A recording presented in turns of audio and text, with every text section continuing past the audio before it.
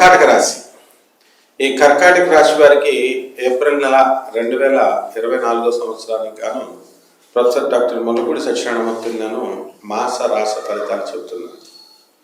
ముందుగా ఈ కర్కాటక రాశి వారికి ఇంప్రూవ్ అవుతుంది. ఇప్పుడు మార్చి నెల కంటే కూడా ఏప్రిల్ నెల మంచి ముందంజలో మీరు వెళ్ళడం జరుగుతుంది. అయితే అష్టమ శని ప్రభావం వలన మనకి ఎంత ముందుకు వెళుతున్నప్పటికీ కూడా ప్రభుత్వం పనులు అవనేయండి, ప్రైవేట్ పనులు అవనేయండి, ఇవన్నీ కూడా అవ్వాల్సినటువంటి పనులు స్లో రేట్లో అవుతూ ఉంటాయి. అంతేగాని స్పీడ్గా ఒకేసారి అయిపోవడం ఇలాంటివి జరగవు అన్నమాట. అలాగే మూడో ఇంట్లో ఉన్నటువంటి కేతు మీకు అనూహ్యంగా పనులు అవ్వవు అనుకున్నప్పుడు అయిపోవడం, అవుతాయి అనుకున్నప్పుడు ఆపడం, ఇలాంటి సంఘటనలు జరుగుతాయి. ఇక్కడ మీకు ఊహించని విధంగా పనులు అవ్వడం జరుగుతూ ఉంటాయి. ఆ తర్వాత విదేశాలకు వెళ్ళి ఉద్యోగాలు చేయాలనుకునేటటువంటి ప్రైవేట్ ఉద్యోగస్తులు ఎవరైతే ఉన్నారో వాళ్ళకి చాలా ఇది అనుకూలమైనటువంటి సమయం ఇది.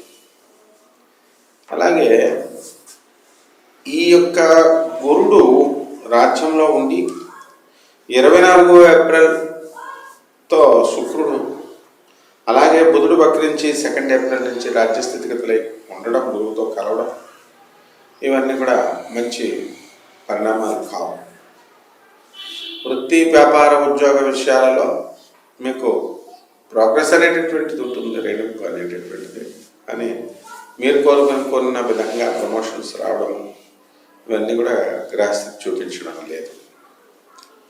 ఇక ట్రాన్స్ఫర్స్ కోసం చూస్తున్నటువంటి వాళ్ళకి అనుకూలమైనటువంటి ప్రదేశాలకు కాదు, కానీ మొత్తం మీద మాత్రం ఖచ్చితంగా ట్రాన్స్ఫర్లు అనేటటువంటివి మీకు కలుగుతాయి.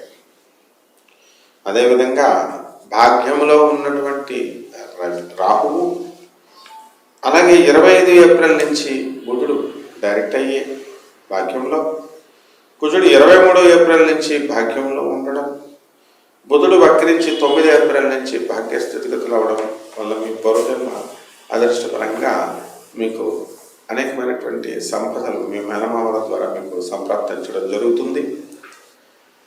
మరి కోర్టు కేసుల్లో ఎవరైతే ఉన్నారో అటువంటి వాళ్ళందరికీ కూడా మాకు ఆస్తి రావాలి, మా అమ్మమ్మ గారి తరపు ఆస్తి, మా నాయనమ్మ గారి తరపు ఆస్తి అని ఎదురు చూస్తున్నటువంటి వాళ్ళు, ముఖ్యంగా అమ్మమ్మ గారి తరపు ఆస్తి విషయమై కోర్టుల్లో ఉన్నప్పుడు అవన్నీ కూడా క్లియర్ అవ్వడం జరుగుతూ ఉంటుంది.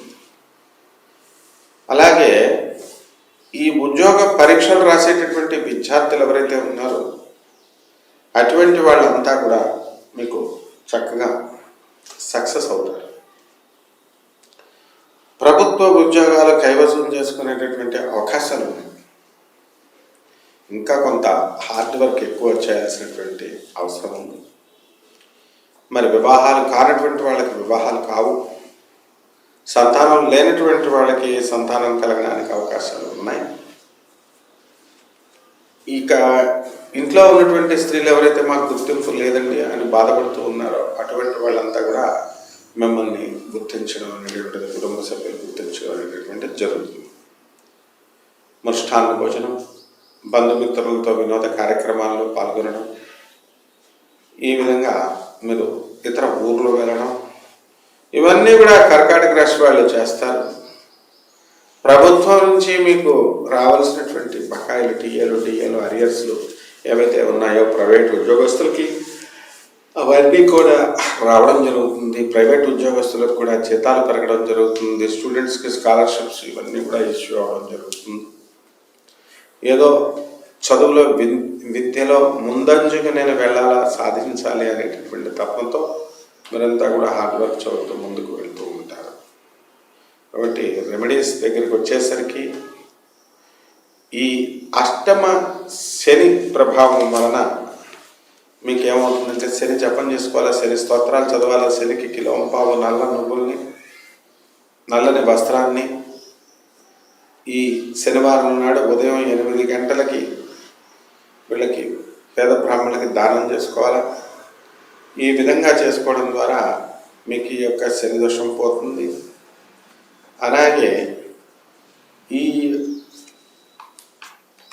శనివారం నాడు ఆంజనేయ స్వామికి కానీ మరి వెంకటేశ్వర స్వామి వారికి కానీ చక్కగా మీరు ఆరాధన చేసినట్లయితే మీకు ఈ శని దోషం మిమ్మల్ని పట్టి పీడించదు. శుభమస్తు.